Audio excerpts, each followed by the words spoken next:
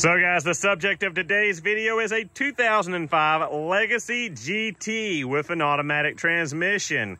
Car has 180,000 miles on it, and it is suffering from hesitation, bad idle, and low power. No check engine light and no stored codes. So let's go ahead and dive into this old turbocharged Subaru and see what's making it so cranky.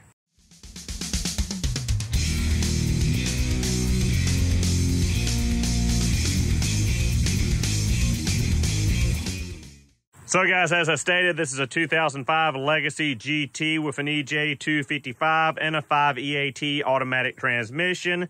Car has 180,000 miles on it. A little bit of back history, about 138,000 miles. The turbocharger blew up on the car, went through the engine and wrecked the engine. Turbocharger and the engine were both replaced at that mileage. Car has been owned for about a year now by the current owner, and just in the last couple of weeks, they're having a hesitation, bad idle, and low power concern driving down the road. There is no check engine light and no active code, so we're kind of going in the dark here. A little visual inspection. The other day when the customer dropped the car off, I did note that there's a little bit of oil leakage here around the turbocharger. I did note the age and the hardness, the dryness of the rubber vacuum lines, the PCV lines, all that stuff, all the stuff that makes a turbocharged Subaru work.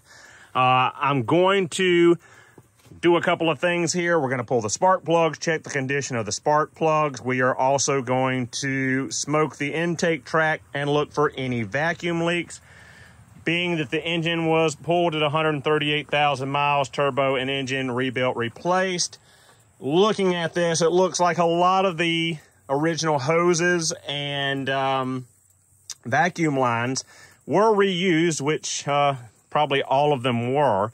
The issue that comes along with that is as these rubber hoses age, as they go through all the heat cycles, as you see here on this coolant feed to the turbo, it gets very stiff, very hard. It starts bulging. And the issue comes about when you start taking these hoses loose and putting them back together when they're that brittle. A lot of times they can split. A lot of times they can crack. And you're going to have air leaks and, anything leaking past this mass air sensor is not going to make the PCM happy because it's air that it can't see. It's unmetered air, and that'll give us some erroneous idle and some issues. So we're going to go through, like I said, smoke the intake tract, look at the PCV system, look around the intercooler, throttle control. We're probably going to pull intercooler out after we smoke it. Probably going to need to do a throttle body cleaning, idle relearn. It's probably gummed up pretty good. And, just take it as we see it. Flying blind with no codes. Well, guys, here's our first big leak. Looks like the gasket O-ring between the intercooler and the turbocharger. Possibly. Nope, that's definitely it. I thought it might be that intake to the turbo that goes into the intake manifold. These are prone to tear up right there at the turbocharger. But looks like this is our main pretty good sized leak, as you can see from the amount of smoke billowing out there. So we definitely need an O-ring for right here between the turbo and the intercooler. And we'll see if anything else starts popping up anywhere around the engine. So guys, at second look, it doesn't look like our O-ring seal's bad. It looks like the actual crimp there between the plastic and the aluminum of the intercooler has split, has failed. I do happen to have an extra EJ255 Legacy GT intercooler I can put on this customer's car, but if you note, see the oil residue? You can clearly see where this thing has been leaking for some time, and that is a pretty good sized boost leak. Still looking, not seeing anything else leaking, but with that amount of leakage there, it's going to be hard to spot anything else. All right, guys, dug through my pile of parts, and I found another intercooler for this car. Hopefully it's good. So we're going to go ahead and swap them out and do another smoke test.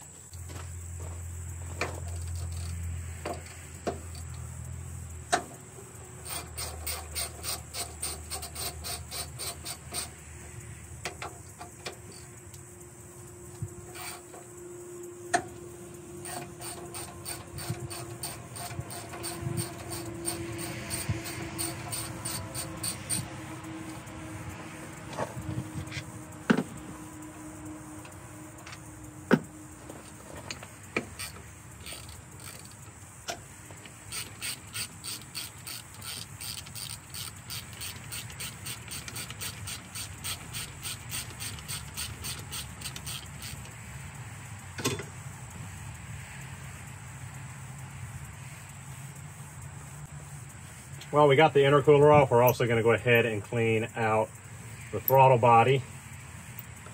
It's probably good and gummed up.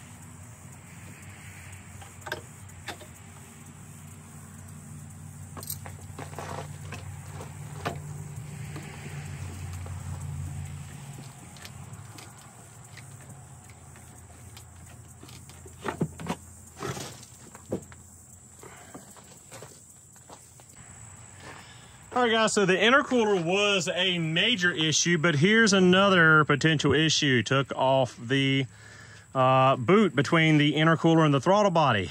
Check out the end that was on the throttle body. That was probably another big boost leak as compared to what this connector should look like. So no good there. Going to be replacing the used intercooler and used intercooler to throttle body boot as well. Gonna go ahead and finish cleaning the throttle body, put it back together, and see what we've got.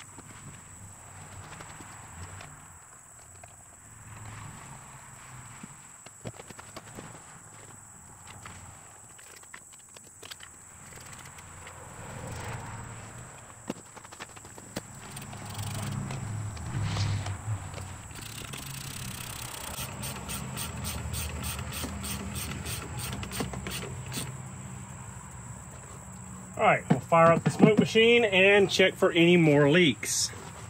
Well, no good there. Looks like the used intercooler I had is just as bad as the one we took off. But looks like it's leaking up here, whereas the other one was leaking down here. So yeah, back to square one. Need to find a good intercooler.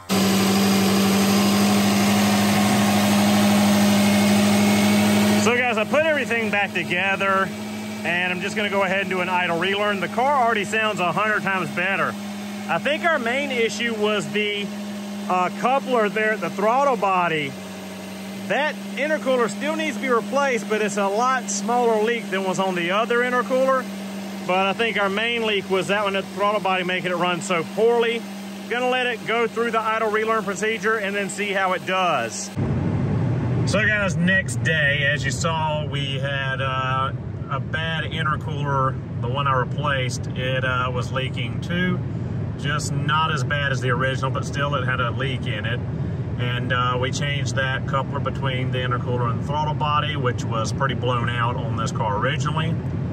I've tried to check all of the vacuum lines under the intake manifold, around the fuel injectors, everything with brake parts cleaner. I've tried the smoke machine, but it's just such a big leak there at the intercooler. The smoke's not really getting anywhere else. Reset memory, cleared the memory in the car. Went and drove it. It's a lot better than it was, but it still got a really funky hesitation. And I'm gonna see if I can show it to you guys now. If you put the car in sport mode, it's not as bad. If you manually shift the car, it basically drives as you'd expect. It's only when it's in automatic mode do you really get the issue. And I almost feel like it's a throttle body, throttle, or turbocharger issue. I got my foot halfway down right now. We're bogging. Turbo comes on, off, on, off, on, off, on. And then it's pretty much solid all the way up to 60 mile an hour. So guys, manual. It pulls as you'd expect, all the way through the RPM range, no issue. Issue really is only when you are in drive or to a lesser degree in sport mode. Now, no matter what I do, a check engine light will not come on. No codes will throw. So still kind of scratching my head here. And it's still got a chuggy, bad idle when you are in drive or reverse. If you've got it in park or neutral, no load, it idles pretty good, but you put it in drive and reverse and it starts chugging and slightly spark knocky.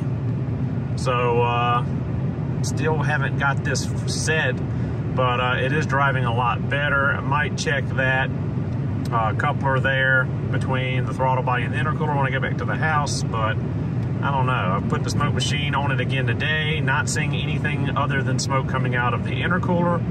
So still kind of stuck. Nothing is popping up in the data that like red flags to my face. So I don't know. At this point, I might take the borescope and run it into the turbo inlet and just see what the turbo looks like. See if there's any damage to the impeller or the housing or what's going on, but doesn't seem the case. If manually shifting it, it stays in boost and accelerates well. It's just when it's in drive, so maybe a transmission problem. Don't know. No codes to go off of. No help here. It's very frustrating. Again, real chuggy idle. Almost like it's gonna cut off. Again, manual. Let's take off.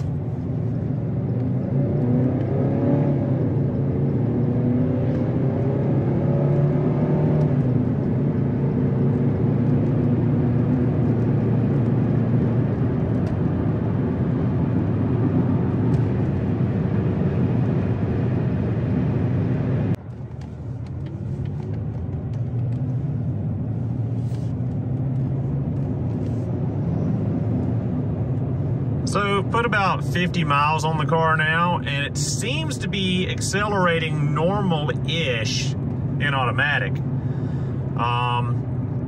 There's so many variables here. I don't know, honestly, what I did, if I did anything. We do know there was a massive leak there at the throttle body coupler where it was blown out.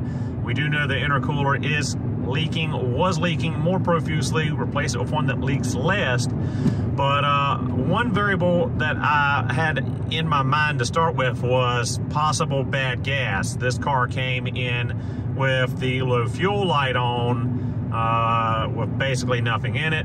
I went and put a little over 5 gallons of fresh 93 octane in it. As I drive it, it's getting better, but we did do the clear memory before we started driving it. So I'm not sure if it's the relearn from the clear memory or if it is bad gas getting worked out with what we put in it. There's, like I said, too many variables here to really pinpoint. And I hate a video like this where I don't have a, start, finish, into it. It's still chugging, doesn't like idling really well. But, it could need plugs. It could need a tune-up. It's hard to say with the mileage and not knowing the history of the car. Again, we're in automatic, just regular drive, and it does accelerate pretty normally. There is a little hiccup here and there, but again, that intercooler is leaking. So, I don't know. Talk to the customer. They don't want to put an intercooler on it right now. That's about 350 bucks. Basically they said, get it more drivable and I'll come pick it up. So it's a lot more drivable than when they left it.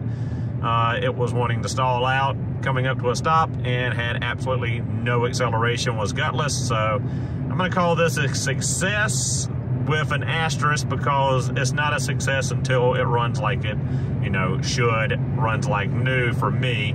So this is probably as good as it's gonna get, and gonna let it go back to the customer. So a very odd ending to a video. Like I said, I normally like to have a problem, identify the problem, diagnose the problem, correct the problem, and then, you know, verify that the problem is corrected.